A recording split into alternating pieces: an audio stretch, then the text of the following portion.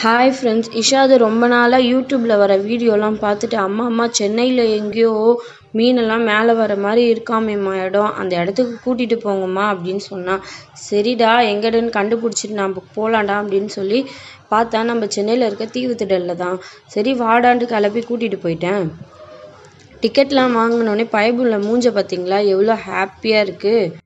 உள்ளே போனோடனே இஷாதை கையிலையே பிடிக்க முடியல. அவன் பாட்டுக்கிட்டு ஓட ஆரம்பிச்சிட்டான். உள்ளே போனோடனே நல்லா லைட் செட்டிங்கில் உள்ளே பார்க்கவே ரொம்ப அழகாக இருந்துச்சு. மீனெல்லாம் பார்க்கவே ரொம்ப சூப்பராக இருந்துச்சு. அவனுக்கு பாவம் எட்டவே இல்லை. அவங்க தாத்தா தான் அவனை தூக்கி வச்சுட்டு ஒரு ஃபிஷ்ஷாக குட்டி குட்டி ஃபிஷ்ஷெல்லாம் காமிச்சு கொடுத்துட்டு இருந்தாங்க.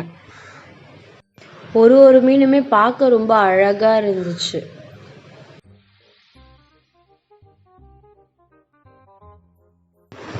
எல்லா மீனுமே பார்க்க அழகா இருந்துச்சு. இஷாதோட தங்கச்சி மீனெல்லாம் பார்த்து ரொம்ப பயந்துட்டா.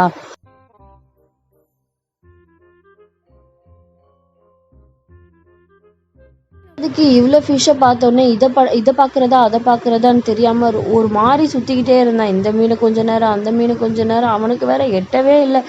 எக்கி பார்த்து கஷ்டப்பட்டுட்டு இருந்தா பாவம்.